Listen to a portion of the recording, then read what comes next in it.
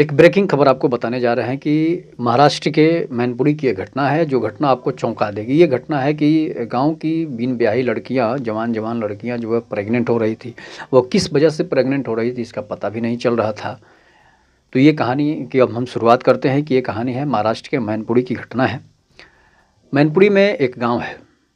उस गाँव में जो है अचानक लड़कियां जो है बड़ी जवान जवान जो लड़कियां हैं 18 साल से ऊपर हैं, 13 साल, 14 साल, 15 साल, 18 साल, 20 साल की लड़कियां जो अचानक प्रेग्नेंट हो जा रही थी। अब इसके पीछे सबसे बड़ा कारण क्या है कि ना उस गांव में कोई था ऐसा करने वाला, ना कोई ऐसा मतलब कोई दवा भी गांव के लोग यूज़ करते थे जिसकी वजह से ऐसा काम हो जाए। लड़कियाँ बाहर भी नहीं जाती थी गाँव से, फिर भी ऐसी समस्या कैसे आ जाती थी, इसी पर थोड़ा सा हम लोग आज इस कहानी को सुनेंगे। और ये हकीकत घटना है जो महाराष्ट्र के मैनपुरी की है।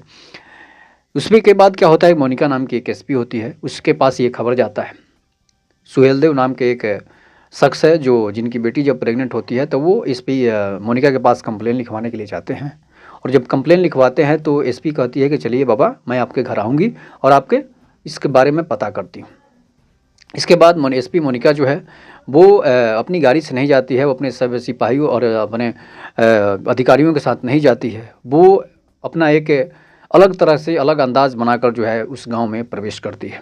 मैनपुरी वो पहुंचती है तो गांव के लोगों को पता होता है कि एसपी आएगी, लेकिन किस रूप में आएगी ये किसी को पता नहीं होता है। और एसपी काफ़ी चालाक थी। मोनिका जो है आईपीएस की हुई थी तो बहुत तेज़ तर्रार थी, बचपन से ही वो तेज़ तर्रार थी और उत्तर प्रदेश की रहने वाली थी।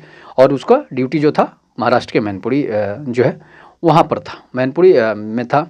उसके बाद जो है एक दिन क्या होता है कि अचानक सभी लोग देखते हैं कि एक महिला जो है वो भिखमंगे की तरह टोकरी में कुछ सामान लेकर आ रही है और गंदे कपड़े पहनी हुई है और वो भिखारी की तरह भीख द्वार द्वार मांग कर खा रही है। इसके बाद सभी लोग उसको भिक्षा देते हैं और भिक्षा देते हैं तो वो अपना भिक्षा से ही काम चलाती है, खाती है, पीती है, उसी गांव में रहती है। तो सुहेलदेव के घर जब पहुंचती है तो पता करती है तो पता चलता है कि उनके गांव की लड़कियां जो है अचानक प्रेग्नेंट हो जा रही है।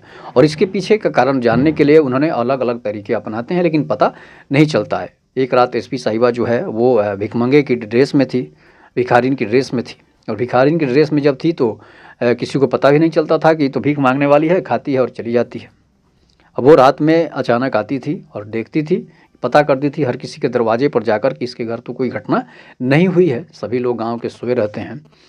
तो गांव के बाहर जब वो जाती है तो देखती है कि एक खंडहर से कुछ आवाज़ आ रही है। एक बहुत बड़ा खंडहर था और बहुत पुराना किला था। उस किले में जो है हो सकता है कि लोगों को पता चले कि इसमें भूतों की वजह से ऐसा हो जाए या फिर कोई समस्या हो, कोई रहस्यमयी चीज़ हो जिसकी वजह से ये घटनाएं अचानक हो जा रही है। तो जब वहाँ पर पहुँचती है वो भिखारिन की दशा में, तो वो देखती है कि दो लोग जो है वहाँ पर शराब पी रहे हैं और दो लोग जो दूसरे स्टेट के थे, दूसरे स्टेट के रहने वाले थे, वो लोग वहाँ बैठकर शराब पी रहे होते हैं। और उनसे जब पता करती है, देखती है, तो वो लोग मोनिका पर झपटते हैं। तो इसके बाद क्या होता है कि वो घटना जो है सुबह में 3 बजे 4 बजे की आसपास की घटना है। तब तक झपटते हैं उस पर तो वो मोनिका वहाँ से भागती है और भागकर गांव में आ जाती है। उसके पीछे पीछे वो दोनों जो है शराबी जो है दौड़ कर आते हैं। शराबी जब दौड़ कर आते हैं तो उसे पता नहीं चलता है कि ये भिखमंगा है या फिर भिखारिन है या फिर कोई और है। तो उसके तरफ झपटते हैं तो वो अपना पिस्टल निकाल देती है और अपना रिवाल्वर निकाल कर वहाँ पर फायर करती है। फायर के जब आवाज़ सुनता है शराबी तो वो डर जाता है और वहीं पर खड़े हो जाते हैं। इसके बाद उसे सेटअप करती है, स्टैंड अप करती है और वहीं वो लोग रुक जाते हैं। रुकने के बाद दोनों को अरेस्ट करती है और बताती है कि तुम लोग क्या करते हो।